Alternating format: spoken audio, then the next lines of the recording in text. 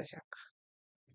Question number 1 তোমরা এখানে দেখতে পাচ্ছ কোয়েশ্চেন নাম্বার 1 এ রয়েছে 3 plus 8 plus 13 plus 18 plus 23 plus dot dot dot ধারাটির 15তম পদ থেকে 22তম পদের যোগফল কত?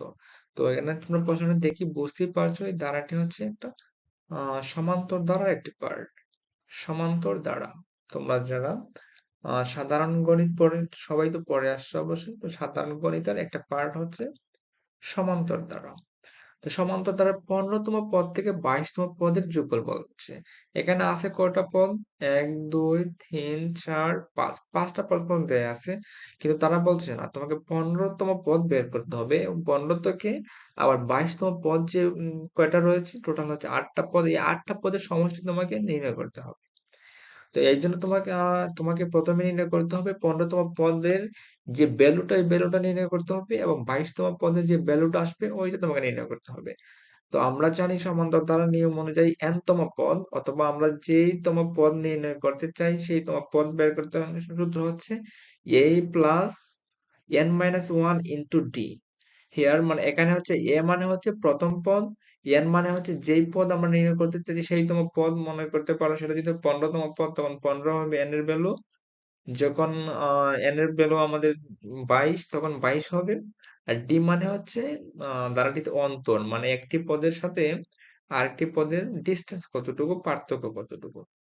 তো এখানে আমাদের প্রথম পদ রয়েছে এর সমান হচ্ছে 3 n সমান হচ্ছে আমরা যে পদটা নির্ণয় করতে চাচ্ছি ওইটা নির্ণয় করবো। তো এখানে আমরা 15 দিয়েছি যেহেতু 15তম পদ আমরা নির্ণয় করতে যাচ্ছি। আর ডি মানে ধারাটির ধারা বা অন্তর। তো এখানে দেখো 15তম পদ আমাদের কত আসে? এর ভ্যালু বসাইলাম, তারপরে n এর জায়গায় 15 বসাইলাম, তারপর সূত্র অনুযায়ী করলাম। তারপরে কি আসলো? 3 ওকে 3 প্লাস 14 প্লাস ইন্টু গুণন। তো এখানে তোমরা অনেকে হয়তো প্যাচ লাগিয়ে দিতে পারো গুণে এবং যোগে কোনটার কাজ আগে করবে। তো তোমাদেরকে মনে রাখতে হবে বদমাস নামক একটা শব্দ রয়েছে BODMAS বদমাস। প্রথমে হচ্ছে তোমার ব্র্যাকেটের কাজ, তারপরে মানে এর এর কাজ, ডি মানে ডিভিশনের কাজ, তারপরে মাল্টিপ্লিকেশনের কাজ। তখন আমাদের হচ্ছে কি এডিশনের আগে কিন্তু মাল্টিপ্লিকেশনের কাজটা আসে। এই জন্য আমরা আগে মাল্টিপ্লিকেশনের কাজটা করবো। 14 গুণন 5 সমান আসে 70। 70 সাথে 3 যোগ করলে 73। এটা হচ্ছে তোমার 15তম পদ। তারপরে যেহেতু 22তম পদ পর্যন্ত আমাদের যোগফল নির্ণয় করতে হবে, 22তম পদের ভ্যালু আমরা ঠিক ওইটা অনুযায়ী বের করবো যে সূত্রটা আমরা লিখেছি। এর ভ্যালু হচ্ছে 3 প্লাস হচ্ছে 22তম পদ। 22তম পদ তোমরা এখানে 21 দেখে কোনো দ্বিধাদ্বন্দ্বিত হওয়ার কারণ নেই। কারণ 22 মাইনাস 1 মানে 22 মাইনাস 1 সমান 21 হয়ে যায়। এটা আমি শর্টকাটে লিখে ফেলছি। 21 গুণন 5 সমান 105 আর যোগ হচ্ছে 3 108। তো এখানে আমরা পাইলাম 22তম পদের ভ্যালু। এখন বলছে তোমার 15 থেকে 15তম পদ থেকে 22তম পদের যোগফল। আমরা জানি সামেশন অফ n মানে নির্দিষ্ট সংখ্যা যত থাকবে এটা সামেশন নির্ণয় করার সূত্র হচ্ছে n/2 into a plus b। n মানে হচ্ছে টোটাল পদ সংখ্যা যতগুলো সেই পদ সংখ্যা। আর a মানে হচ্ছে যেখান থেকে গণনা করবো ওইটার প্রথম পদ এবং ওইটার শেষ পদ। তো এখানে n মানে কয়টা? n মানে হচ্ছে পদ সংখ্যা হচ্ছে 8টি। যদিও আমরা এখানে বুঝতে পারছি কারণ হচ্ছে 15 থেকে 22তম এর মধ্যে 8টা পদ রয়েছে। 15 16 17 18 19 20 21 22 এই টোটাল 8টা পদ। তো এইভাবে যদি আমরা গণনা নাও করি সূত্র রয়েছে কিভাবে পদ সংখ্যা বের করা লাগে। পদ সংখ্যা বের করার সূত্র হচ্ছে n সমান p minus a divided by d plus 1। p মানে হচ্ছে যেখান থেকে আমরা শুরু করতেছি সেখান থেকে শেষ। এটা শেষ পদ। শেষ পদ হচ্ছে 22তম পদ। আর শুরুর পদটা হচ্ছে আমাদের শুরুর পদটা হচ্ছে আমাদের 15তম পদ। তো 15তম পদ এখানে আমরা দুইটার ভ্যালু বসাবো। তারপর ডিস্টেন্স কতটুকু এতটুকু বসাবো এক পদের সাথে আরেক পদের ডিস্টেন্স বা অন্তর কতটুকু সেটা হচ্ছে 5। তার সাথে এখানে আমাদের একটা 1 মাইনাস হয়ে যায় এই জন্য 1 আমাদের যোগ করে আনতে হবে। তো 108 মাইনাস 73 ডিভাইডেড বাই 5 প্লাস 1। তো এইভাবে আমাদের সলিউশনটা করলে 8 আসে মানে পদ সংখ্যা হচ্ছে 8। আর সামেশন নির্ণয় সূত্র হচ্ছে n/2 into a plus b। এর মানে হচ্ছে 8 মানে পদ সংখ্যা 8টি। তো এখানেও তো অনেক কনফিউশনে পড়ে যেতে পারো। আগে আমি একবার বলেছি n মানে হচ্ছে যেইতম পদ, কিন্তু ওই n মানে দুই সূত্রে দুইটা বোঝাচ্ছে। একটার মানে বোঝাচ্ছে যততম পদ আর একটা সামেশনের ক্ষেত্রে বোঝাচ্ছে যত টোটাল পদ সংখ্যা। টোটাল পদ সংখ্যা হচ্ছে 8, আর 8 এর নিচে হচ্ছে 2। তো তখন আমাদের আসতেছে এ মানে কিন্তু আবার তোমরা একদম প্রথম পদ বলতে একদম 3 দিয়ে দিবা না, কারণ 3 থেকে আমাদের যোগ করতে বলছে না, যোগ করতে বলছে 15 থেকে, তার মানে এখানে প্রথম পদ হচ্ছে 15, মানে 15তম পদ, 15তম পদ হচ্ছে 73, আর শেষ পদ এখানে হচ্ছে 108। তো এটা যোগফল করলাম, যোগফল করে এটার সাথে গুণ করে 4 করে দিলে তখন সামেশন চলে আসে 724। তো আমাদের এখানে অ্যান্সার হচ্ছে 724। দেখি আমরা কোনটার মধ্যে আমরা পাই। হ্যাঁ, এটা হচ্ছে আমাদের অপশন, তার মানে আমাদের সঠিক অ্যান্সার হচ্ছে অপশন এ। কোয়েশ্চন নাম্বার 2 তে মুভ করছি আমরা। তোমরা এখানে দেখতে পাচ্ছ কে এর কোন মানের জন্য tan a divided by sec a plus কে মাইনাস sec a মাইনাস কে divided by tan a is equal to 0 হবে। তো আমাদের এখানে কে এর ভ্যালুটা বের করতে হবে। কে এর অত সমান 0 হলে কে এর ভ্যালুটা কত হবে? কে এর ভ্যালুটা আমাদের এখানে মেইন টার্গেট। তো এটা হচ্ছে একটা ত্রিকোণমিতিক অঙ্ক। তো তোমরা এখানে দেখি অনেকে হয়তো অলরেডি গেস করে ফেলতেছো যে sec a plus 1 sec a minus 1 দুইটা আড়াআড়ি হলো একটা সূত্রের মধ্যে পড়ে যাচ্ছে কিন্তু already a plus B into a minus B, এটা আমরা অলরেডি কিছু টের পেয়ে যাচ্ছি। তো আমরা একটু দেখো বিস্তারিতভাবে সমাধানটা করি কিভাবে আমি করেছি দেখো। যেটা প্রথমে দিয়ে আছে এভাবে লিখলাম, তারপরে এটা লসাগু করলাম সেকে প্লাস কে, এবং টেনে দুইটা লসাগুর মধ্যে যেহেতু কমন নেই, লসাগু মানে হচ্ছে লঘিষ্ঠ সাধারণ গুণিতক। তো এটার মধ্যে যেহেতু কোনো কিছু কমন রেখা যেটা আছে দুইটাই নিয়ে আসলাম। তারপর হচ্ছে আমাদের যে হর রয়েছে হর দ্বারা ভাগ করব, সেকে প্লাস কে, টেনে কে ভাগ করলে সেকে প্লাস কে শুধু কাটা যাবে, থাকবে টেন এ। তো টেন এ গুণন টেন এ সমান টেন স্কোয়ার হয়ে গেল। মাইনাসের মাইনাস, টেন এ দ্বারা ওইটাকে ভাগ করলে থাকবে সেকে প্লাস কে, আবার সেকে প্লাস কে গুণন সেকে মাইনাস কে, দুইটার গুণফল আসবে সেক স্কোয়ার মাইনাস কে স্কোয়ার, মানে হচ্ছে স্কোয়ার মাইনাস বি স্কোয়ারের নিয়ম অনুযায়ী। তখন আমাদের কি আসছে, এদিকে আছে জিরো, জিরোর নিচে আমরা কি ধরতে পারি, যে কোনো সংখ্যার নিচে আমরা জানি ওয়ান রয়েছে। আর আড়ি গুণ করলে ওইটার সাথে এদিকে আর আড়ি হবে, ওইটার সাথে এদিকে, মানে ওয়ানের সাথে ওইটার গুণন হবে। তখন ten square minus X square minus K square থাকলো, আর জিরোর সাথে যে কোনো কিছু গুণ করলে জিরো হয়ে যায়, এই জন্য জিরো থাকলো। তারপরে কি আসলো, আমাদের কাজ হচ্ছে কে স্কোয়ারের ভ্যালু মানে শুধু রাখবো। তার মানে আমাদের ইচ্ছা, আমাদের হচ্ছে লক্ষ্য হচ্ছে সেক স্কোয়ার এবং টেন স্কোয়ার দুইটাকে মাইনাস করে দেওয়া, শুধু কে স্কোয়ার রাখা। এর জন্য আমরা জানি সেক স্কোয়ার সূত্র জানি যে tan square minus sec square সমান ওয়ান। তখন আমাদের sec square minus sec square সমান ওয়ান মাইনাস টেন স্কোয়ার। হ্যাঁ, এবং sec স্কোয়ার সমান শুধু sec স্কোয়ার সমান tan স্কোয়ার মাইনাস ওয়ান। তো এই যে sec স্কোয়ারের জায়গায় tan স্কোয়ার লিখে ফেলবো, যদি দুইটাই সমজাতীয় হয় তখন আমরা কাটাকাটি করতে সুবিধা হবে। তো sec স্কোয়ার সমান হচ্ছে tan স্কোয়ার মাইনাস ওয়ান, আর এদিকে আছে মাইনাস, মাইনাসে মাইনাসে গুণ, মাইনাস tan স্কোয়ার, আর মাইনাসে মাইনাসে গুণ করলে প্লাস হয়ে যায় ওয়ান। তখন কি হয়, tan স্কোয়ার এবং tan স্কোয়ারে কাটা গেল, প্লাস হচ্ছে one minus K square equal to zero. তখন মাইনাস কে স্কোয়ার সমান থাকলো, এই যে দিকে ছিল প্লাস ওয়ান, ওইটা ডান সাইড বাম সাইড থেকে ডান সাইডে যাওয়ার কারণে সব প্লাস, প্লাসটা মাইনাস হয়ে গেল। তখন আমাদের থাকলো শুধু মাইনাস ওয়ান। এখন এদিকে যেহেতু কে এর আগে যে সংখ্যাটার ভ্যালু আমরা বের করবো, তার আগে যদি মাইনাস থাকে, এটাকে মাইনাস দিয়ে দুই পক্ষে গুণ করে এটাকে প্লাসে আনতে হবে, এবং দুই পক্ষে মাইনাস দিয়ে গুণ করলাম, তখন কি হলো, শুধু কে স্কোয়ার সমান ওয়ান হয়ে গেল। এখন যেহেতু ওইটার মধ্যে রয়েছে এক্সপোনেন্ট বা সূচক রয়েছে, ওইটাকে আমাদের বাদ দিতে হবে, উভয় পক্ষকে আমরা বর্গমূল করে ফেলবো। তো কে স্কোয়ার কে বর্গমূল করলে শুধু আছে কে, ওয়ান কে বর্গমূল করলে প্লাস মাইনাস আসতে পারে। তো কে এর ভ্যালু এখানে আসলো প্লাস মাইনাস ওয়ান। তো আমরা দেখি এটা কোন অপশনে রয়েছে। Option C is our answer. Okay, তো question number three, question number থ্রিতে আমরা রেখেছি একটা হচ্ছে মান নির্ণয়, প্লাস এটাকে আমরা কি বলতে পারি, সেট বলতে পারি। তো এখানে বলছে 3 to the power x into a to the power x - 3 = 27। দাঁড়াও, এখানে রুট ওভারের মধ্যে একটু আমাদের ওয়ার্ডে এটা আমাদের এক্সিটে দেয় নাই, এই জন্য আমরা আবার ড্রয়িং করে নিচ্ছি। এখানে হবে 27, এতটুকু পর্যন্ত আসবে। ওকে, এখানে আসবে 27 into root over 3a whole cube into 1/3a to the power 4 এর সমাধান সেট কোনটি? আমাদের সমাধান বের করতে হবে।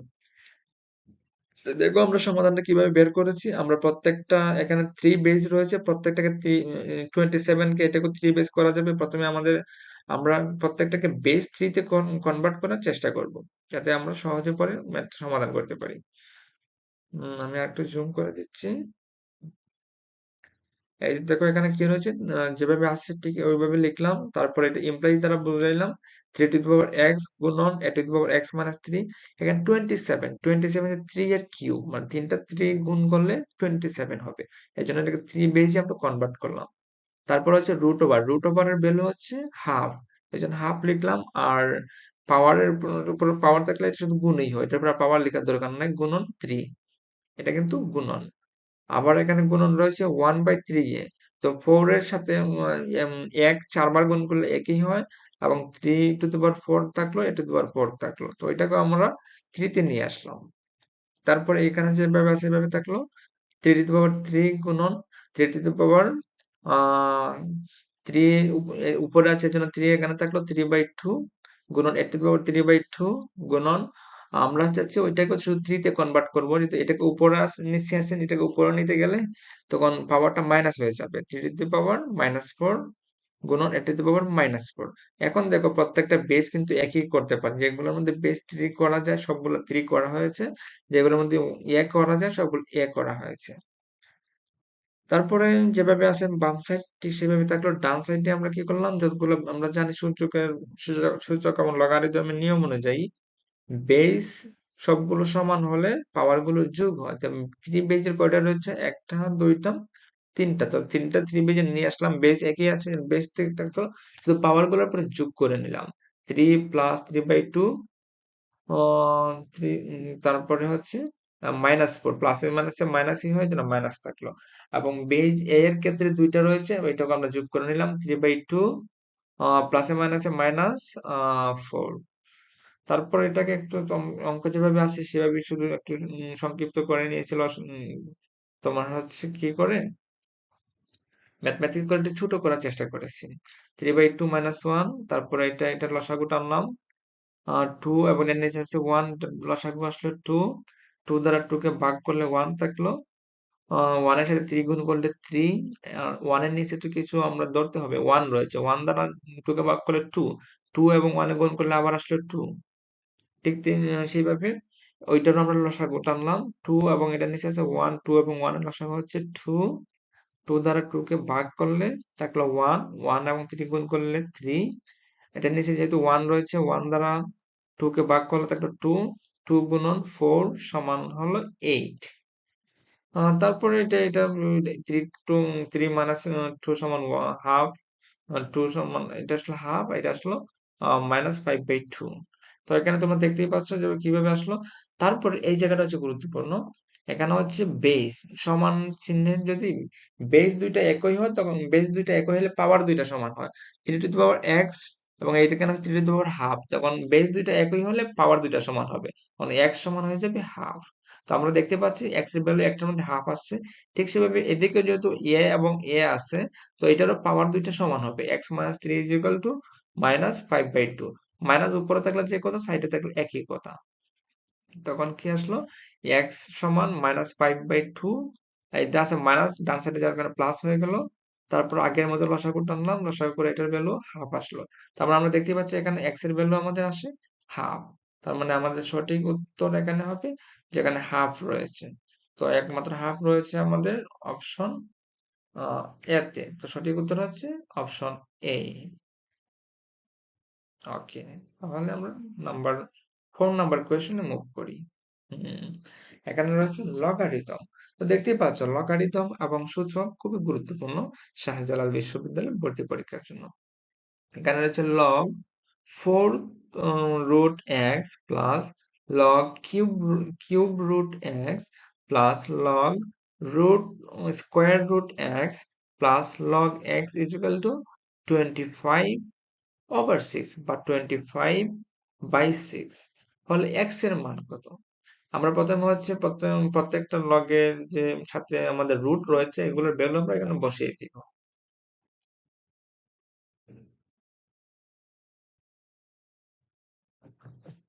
প্রথমে হচ্ছে আমরা দেখো আমরা কিভাবে করেছি এটা তোমরা একটা খেয়াল করো। প্রথমে হচ্ছে লগ যেভাবে আছে ঠিক সেভাবে আমরা বসাইলাম। তারপর হচ্ছে লগ ফোর রুট মানে হচ্ছে ফোর্থ রুট মানে হচ্ছে 1/4। শুধু রুট থাকলে হাফ হয়।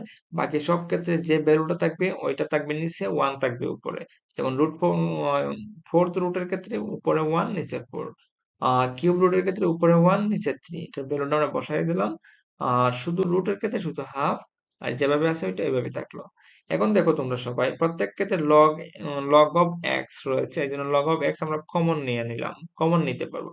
আচ্ছা, কমন নেওয়ার আগে আমরা একটা কাজ করতে পারি, ওইটা হচ্ছে লগ অফ এক্স কি এখানে রয়েছে, লগ অফ এম আর একটা সূত্র রয়েছে, আর লগ অফ এম যেটা পাওয়ার থাকবে, লগ যেটা থাকবে ওইটার উপরে পাওয়ার থাকলে এটাকে আমরা প্রথমে নিয়ে আসতে পারি। এই জন্য 1/4 প্রথমে নিয়ে আসলাম, 1/3 প্রথমের দিকে নিয়ে আসলাম। প্রত্যেকটা ক্ষেত্রে ঠিক এভাবে আমরা ফলো করেছি। তারপরে যেহেতু log x কমন রয়েছে, তো কমন নিয়ে নিলাম, বাকিগুলো যোগ করে নিলাম।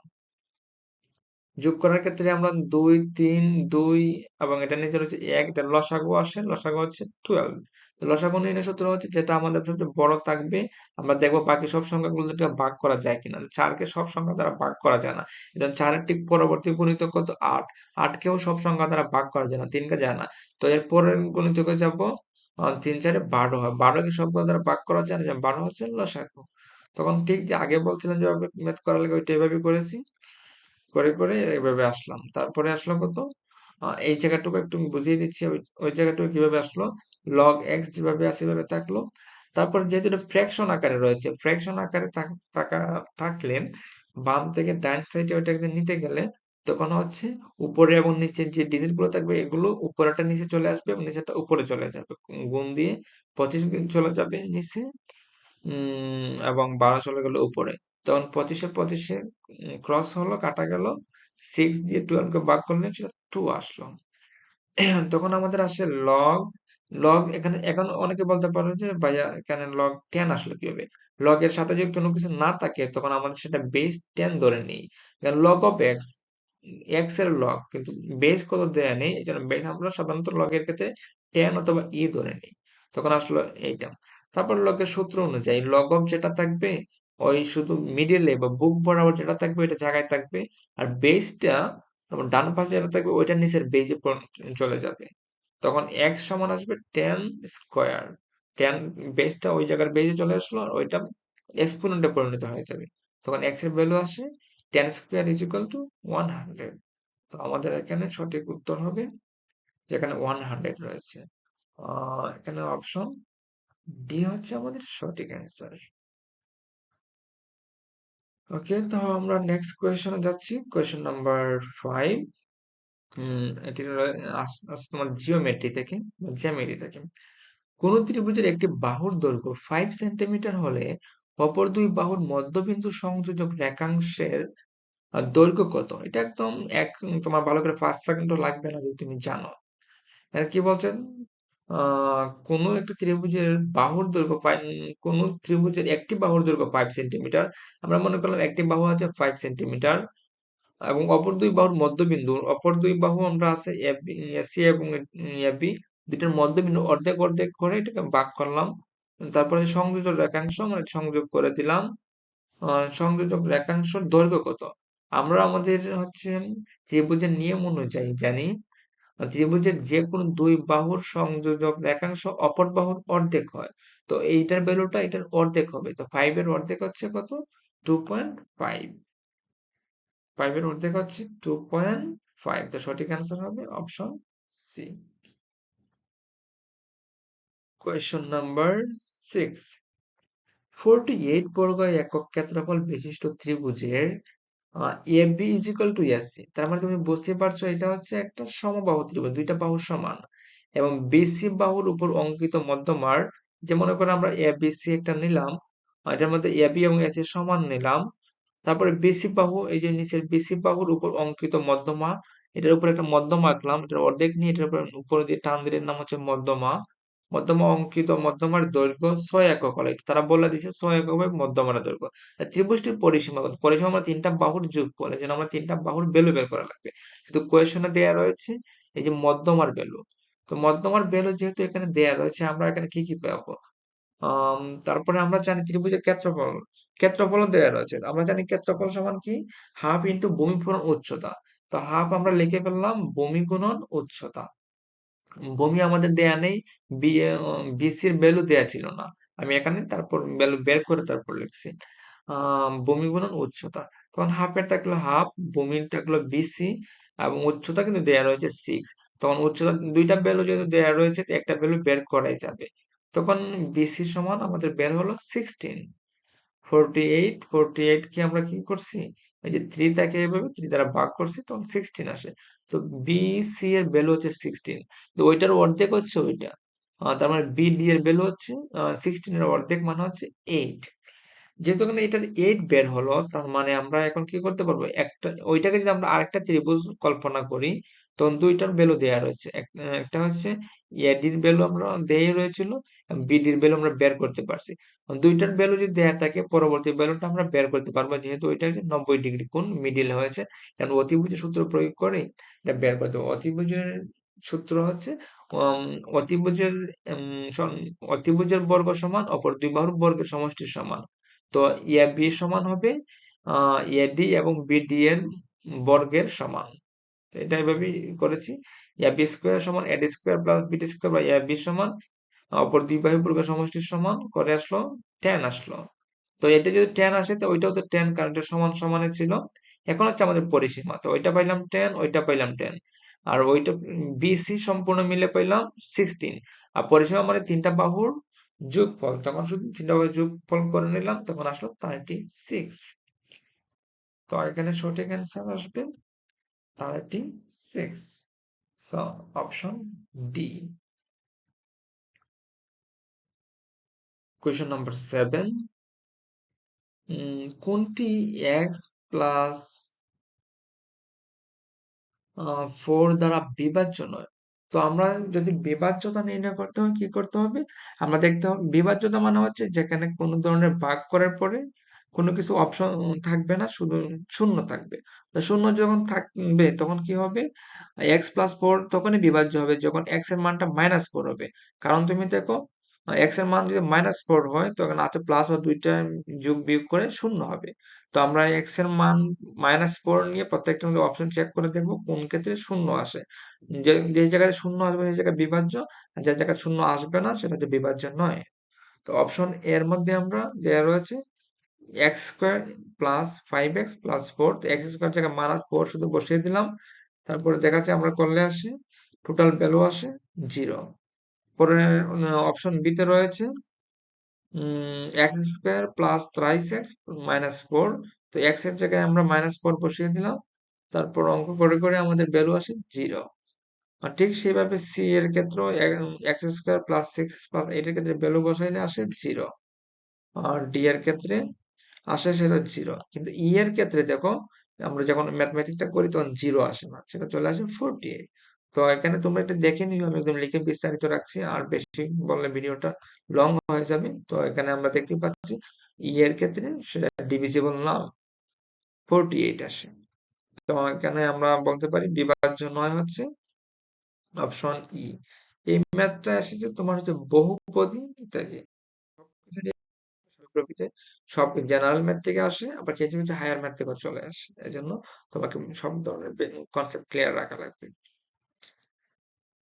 কোয়েশ্চেন নাম্বার 8, দুইটি সংখ্যার যোগফল 77 এবং গুণফল 1462 হলে সংখ্যা দুটির বিয়োগফলের বর্গ কত? তো আমরা দুইটা সংখ্যাকে x এবং y ধরে নিতে পারি। দুইটা সংখ্যা একটা সংখ্যা যদি x ধরি, একটা y ধরি, তখন দুইটার যোগফল দেওয়া আছে 77 এবং গুণফল মানে x y এর বেরো দেওয়া আছে 1416। এখন এখান থেকে আমরা বলতেছি দুটি সংখ্যার বিয়োগফলের বর্গ কত, মানে x মাইনাস ওয়াই স্কোয়ার বিয়োগফল করার বর্গটা কত বের করতে হবে। যেহেতু এক্স প্লাস ওয়াই দেওয়া রয়েছে, কাজে এক্স মাইনাস ওয়াই স্কোয়ারের বেরোনো আমরা বের করতে পারবো। তো এটাকে আমরা দুই সাইডকে বর্গ করে নিলাম, কারণ সমীকরণে আমরা জানি দুই সাইডকে বর্গ করলে কোনো ভ্যালু চেঞ্জ আসে না। তো এক্স প্লাস ওয়াই স্কোয়ার সমান 77 স্কোয়ার হলো আমরা জানি সূত্র অনুযায়ী A plus B whole square সমান হচ্ছে A minus B whole square plus 4b। তো এখানে এ বি না ধরে আমরা এক্স ধরেছি, তো এক্স প্লাস ওয়াই স্কয়ার সমান হবে X minus Y square plus 4 X Y is equal to 77। তখন এক্স মাইনাস ওয়াই আমাদের থাকবে, এক্স ওয়াই এর ভ্যালু কিন্তু দেয়া ছিল কোয়েশ্চনে 14 16, এটা বসাই দিলাম 77। তখন তুমি তোমার ক্যালকুলেটরে এটাকে গুণ করে নিবা, 4 গুণন 14 1460 1462 গুণ করলে আসবে 5848, আর 77 কে বর্গ করলে আসবে 5929। তখন তুমি এক্স মাইনাস ওয়াই স্কোয়ার সমান, এটা কিন্তু বাম পাশে ছিল ডান পাশে মাইনাস হয়ে যাবে, তো মাইনাস করলে চলে আসবে 81, 81। তো তুমি এখানে দেখো তোমার অপশন কোনটা হবে সঠিক। বিয়োগ বর্গ করলে কত আসে, সেটা আসে 81। তো option A is the correct answer. Question number 19, এখানে বলা রয়েছে এক ব্যক্তি 10 কেজি চাল বিক্রি করে 3 কেজি চিনি কেনার পর তার হাতে 550 টাকা থাকলো। অন্য ব্যক্তি 5 কেজি চাল বিক্রি করে 7 কেজি চিনি কেনার পর তার হাতে কোনো টাকা থাকলো না। তো প্রতি কেজি চিনির দাম কত? তো আমরা প্রথমে কি করব? প্রতি কেজি চালের দাম ধরবো এক্স টাকা, প্রতি কেজি চিনির দাম ধরবো ওয়াই টাকা। তো প্রশ্নের যে শর্ত রয়েছে, শর্ত মতো বলছে কি 10 কেজি চাল সে বিক্রি করছে, তারপর 3 কেজি চিনি কিনছে। চিনি মানে হচ্ছে তার হচ্ছে ব্যয় করা, মানে তার হচ্ছে সেভিং হচ্ছে 10 কেজি এবং তার ব্যয় হচ্ছে 3 কেজি। তো প্রথম তার 3 কেজি থেকে যে ব্যয় হয়েছে 3 কেজিটা বিয়োগ করে দিলে তারপর তাকে 550 টাকা থাকে। তারপর আমরা সমীকরণ লিখতে পারি 10x মাইনাস 3y সমান 550। 2 নম্বর শর্ত বলতে বলছে কি 5 কেজি চাল বিক্রি করার পর তার সেভিং হয়। তারপরে এখান থেকে কি করে 7 কেজি চিনি, 5 কেজি চাল বিক্রি করে 7 কেজি চিনি কেনার পর 7 কেজি কেনার পরে ব্যয় হচ্ছে 5 কেজি থেকে 7 কেজি, মানে 5x থেকে 7y বিয়োগ করার পর তার হাতে কোনো টাকা থাকলো না, তার মানে সমান 5x minus 7y equal to 0 হবে। তখন এই জায়গা থেকে আমরা সমীকরণের পদ্ধতি রয়েছে অপনয়ন পদ্ধতি। অপনয়ন পদ্ধতিতে আমরা y এর মানটা বের করবো। তো এখানে হচ্ছে 10x, এখানে হচ্ছে 5x। প্রথমে হচ্ছে আমাদের যে কোনো একটাকে সমান করতে হবে, x এর মান, x এর যে সহগ দুটোকে সমান করতে হবে। এজন্য আমরা সমীকরণ 1 কে 5 দ্বারা গুণ করে ফেলবো এবং সমীকরণ 2 কে 10 দ্বারা গুণ করে ফেলবো। আমরা জানি সমীকরণের ডান পাশ এবং বাম পাশ একই সংখ্যা দ্বারা গুণ করলে কোনো ধরনের পরিবর্তন আসে না। তো এটাকে গুণ করে আমরা শুধু সহগটা সমান করার জন্য গুণ করে ফেলছি। 10x কে 5 দ্বারা গুণ করলে হচ্ছে 50x মাইনাস সম্পূর্ণটাকে গুণ করতে হবে 3 5 15, 15y সমান 5 গুণের 50। নিচেরটাকে গুণ করব 10 দ্বারা, 10 দ্বারা গুণ হলে 50x মাইনাস 70y সমান 0। তখন উপরে পাশে 50, নিচে আছে 50, বিয়োগ করলে নিচেরটা চিহ্নের পরিবর্তন হয়ে যায়, তখন এটা কাটা যাবে। আর নিচেরটা 70y যেটা প্লাস হয়ে যাবে, 70y থেকে 15y চলে গেলে তখন 55y থাকে। তখন যেহেতু একটু গুণ হিসেবে আছে, এটা ভাগ হিসেবে চলে আসবে। তখন 5 দ্বারা 55 কে ভাগ করলে 11 আসে, 11 দ্বারা 550 কে ভাগ করলে 50 আসে। তখন আমরা দেখতে পাচ্ছি y এর ভ্যালু হচ্ছে 50, তার মানে প্রতি কেজি চিনির ভ্যালু হচ্ছে 50 টাকা। তো সঠিক উত্তর হবে option C. Question number 10. We are very near to our end. So question number 10 is log থেকে আসে log of 2 minus x base 5 is equal to 2 হলে x এর মান কত? আসলে তোমার সূত্রটা তারা চেক করে জানবে, তুমি সূত্রটা জানো কিনা। আমরা সূত্র অনুযায়ী জানি কি, যেটা মিডিল থাকবে log 4, log of 2 minus x, এটা হচ্ছে log এর মেন, তার log, আর বেস হচ্ছে 5। তো যার log থাকবে সে কিন্তু কি হবে, জায়গাতে থাকবে। আর বেসটা আমরা জানি যে সমানের পরে যেটা থাকবে ওইটার বেসে পরিণত হয়ে যাবে, এবং সমানের পরে যেটা থাকবে এটা এক্সপোনেন্টে কনভার্ট হয়ে যাবে। তো এটাই আমি ঠিক সেভাবে করেছি, দেখো বেস এটা চলে গেল, যেটা ছিল একদম লগ অফ, যার লগ সে তার জায়গায় থাকবে, এটা সে হলো তার বাড়ির মালিক। লগ অফ কিন্তু বলেছি লগ অফ 2 মাইনাস এক, মানে ওইটা হচ্ছে তার হচ্ছে লগ, একজন সে সবসময় তার জায়গাতে থাকবে। আর বেস যে আছে সে চলে যাবে আরেকজনের বেজে, সমস্যা নেই। 2 minus x, log of 2 minus x থাকলো, আর বেসটা কিন্তু ওইটার বেজে পরিণত হলো, এটা এক্সপোনেন্টে পরিণত হয়ে যাবে।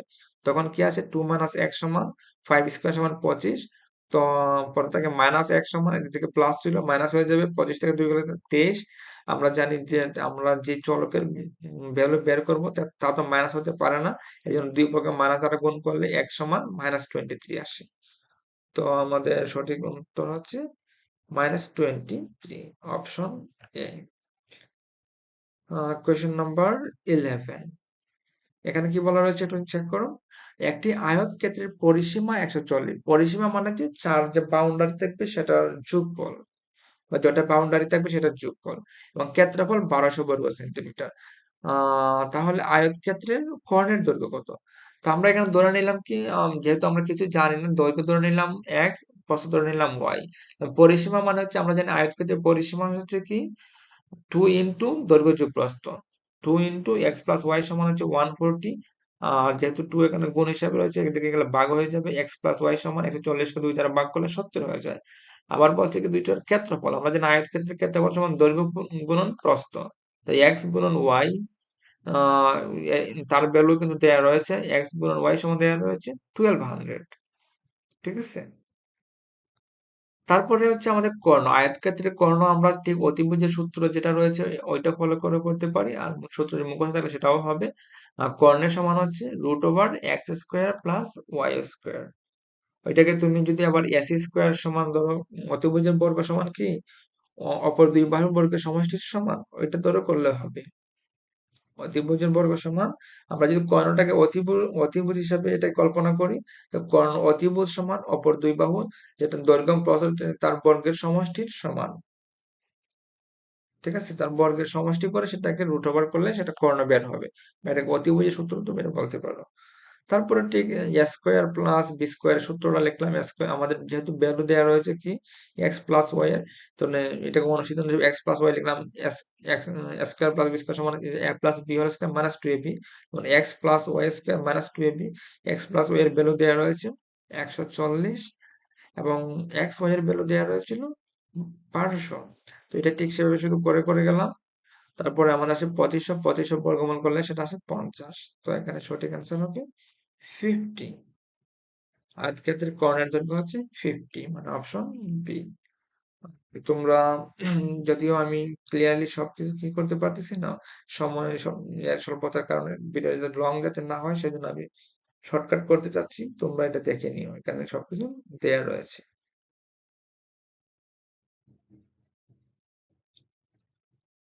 তারপরে হচ্ছে কোয়েশ্চন নাম্বার 12।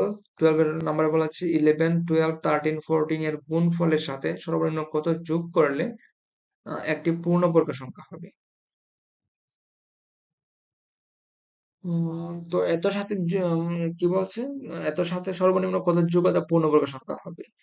তো প্রথমে আমাদের কি হবে, এত গুণফল, প্রথমে এগুলো গুণফল আমরা বের করে নিলাম। 11 গুণন 12 গুণন 13 গুণন 14 ক্যালকুলেটর চেপে খুবই সহজে করে নিবে। তখন এটা আসবে 24,024। এখন আমরা দেখবো এটা পূর্ণবর্গ সংখ্যা কিনা। তুমি ক্যালকুলেটরে ওইটা লিখে রুট ওভার করলে চলে আসবে সেটা 154.996। তার মানে এটা পূর্ণবর্গ সংখ্যা না, কারণ এটা দশমিকের পরে আরো সংখ্যা রয়েছে। পূর্ণবর্গ সংখ্যা মানে সেই সব সংখ্যা যাকে হচ্ছে বর্গমূল করলে একটা পূর্ণ সংখ্যা থাকবে, কোনো দশমিক সংখ্যা আসবে না। তো এটার সাথে আমরা যদি পূর্ণবর্গ করতে চাই, তো 154 যেহেতু আসলো, 154 ঠিক পরবর্তী সংখ্যা আমরা নিব 155। সে 55 কে গুণ করলে কত আসে, 155 কে স্কোয়ার করলে আসে 24, 24 শূন্য কত আসে, 24 শূন্য 25 আসবে। 24 শূন্য, এখানে আমি দুইটা ক্লিয়ার হতে বোঝা যাচ্ছে না, দুই এটা। আর 24 শূন্য 25, 24 শূন্য 25 হতে গেলে 24 শূন্য 24 সাথে কত যোগ করতে হবে, সেটা এক যোগ করতে হবে। তো এখানে অপশন হচ্ছে আমাদের অপশন, সঠিক উত্তর হচ্ছে অপশন এ। সব কোয়েশ্চন নাম্বার 13। পাঁচটি ক্রমিক সংখ্যার যোগফল 105 হলে সবচেয়ে বড় সংখ্যাটি কত? যেহেতু ক্রমিক সংখ্যা বলেছি তাহলে যোগফল, এই জন্য আমরা একটা ক্রমিক সংখ্যা লিখে দেবো। প্রথম সংখ্যাটা লিখলাম এক্স, তারপরে সংখ্যাটা লিখলাম x plus one, X plus one. কিন্তু এক্স, যেহেতু এগুলো আমরা পাঁচটি ক্রমিক সংখ্যা, তো আমাদের ক্যালকুলেশন করার জন্য একদিকে প্লাস একদিকে মাইনাস লিখবো। একটা সংখ্যা লিখলাম এক্স প্রথম সংখ্যাটা, তারপরে পরের সংখ্যাটা এক্স প্লাস ওয়ান, কিন্তু এক্স এর ঠিক আগের সংখ্যাটা হচ্ছে এক্স মাইনাস ওয়ান। তারপর লিখলাম এক্স এর ঠিক পরের সংখ্যা এক্স প্লাস টু, তারপর লিখলাম এটার আগের সংখ্যা এক্স মাইনাস টু। তার মানে তিনটি ক্রমিক সংখ্যা, প্রথমটা হচ্ছে এক্স মাইনাস টু, তারপরটা হচ্ছে এক্স প্লাস মাইনাস ওয়ান, তারপরটা হচ্ছে এক্স, তারপরটা হচ্ছে এক্স মাইনাস ওয়ান, তারপরটা হচ্ছে এক্স প্লাস টু। সবচেয়ে ছোট সংখ্যা হচ্ছে এক্স মাইনাস টু, সবচেয়ে বড় সংখ্যা হচ্ছে এক্স প্লাস টু। এগুলো আমি কেন প্লাস মাইনাস কেন করলাম, ক্যালকুলেশন সহজে করা যায়। আর তুমি যদি এক্স, তারপর X plus one, X plus two, X plus three, X plus four, X plus five লিখো, তখন ক্যালকুলেশন করাটা একটু টাফ হয়ে যাবে। আর সহজ করার জন্য প্লাস মাইনাস নিলে তখন কাটাকাটি করতে সুবিধা হবে। তারপরে আমি যোগ করে নিলাম কয়টা এক্স আছে, একটা দুইটা তিনটা চারটা পাঁচটা এক্স, 5x নিয়ে নিলাম। আর হচ্ছে সংখ্যাগুলো আমি ক্যালকুলেশন করলাম। তো 2 আর 1 যোগ করলে 3 আসে একদিকে, একদিকে 1 এবং হচ্ছে -1 -2 যোগ করলে 3 আসে, 3 কাটা গেল 5x, মানে x এর ভ্যালুটা আসলে 21। তো সর্বোচ্চ সংখ্যা হচ্ছে x প্লাস 2, তো 21 এর সাথে 2 কাউন্ট করলে 23 আসে। তো আমাদের সঠিক উত্তর হবে 23, অপশন সি। তো আমরা প্রায় শেষের দিকে চলে আসছি, আর দুইটা কোয়েশন আমি তোমাদের জন্য রেখে দিয়েছি, কারণ আজকে আমার ইউনিভার্সিটিতে আমার অনেক প্রেশার। প্রতিদিনই প্রায় থাকে, পরীক্ষা থাকে, নানান পরীক্ষা, টার্ম টেস্ট থাকে, প্রেজেন্টেশন থাকে। আজকে এইসব কারণে তোমরা অনেকে বারবার রিকোয়েস্ট করেছো ভাই গণিতের উপর ক্লাস দাও। তো আমি সময় ম্যানেজ করতে না পারার কারণে আমি দুঃখিত, আমি তোমাদের ঠিক সময় মতো আপলোড দিতে পারিনি। তো আর দুইটা অঙ্ক রয়েছে, ওই দুইটা অঙ্ক আমি তোমাদের জন্য রেখে দিয়েছি। তোমরা দুইটা অঙ্কের সমাধান করে কমেন্ট বক্সে জানিয়ে দিবে তোমরা পারছো কিনা। আর না পারলেও আমাকে জানিয়ে দিবে, আমি তোমাদেরকে পরবর্তী জানিয়ে দিব। তো আজকে এই পর্যন্তই। তোমাদের জন্য শুভকামনা, সামনের এক্সাম তোমরা ভালো করে দাও। আর তোমরা যারা আমার চ্যানেলে নতুন, তোমরা চ্যানেলটি সাবস্ক্রাইব করে নাও, যাতে পরবর্তীতে আমি ভিডিও আপলোড দেওয়ার সাথে সাথে তোমরা খুব ইজিলি পেয়ে যাও। আর যারা অলরেডি সাবস্ক্রাইব করেছে তোমাদের সবাইকে অসংখ্য ধন্যবাদ। আর যারা সাবস্ক্রাইব করোনি, এখনই সাবস্ক্রাইব করে নাও। তো আল্লাহ হাফিজ।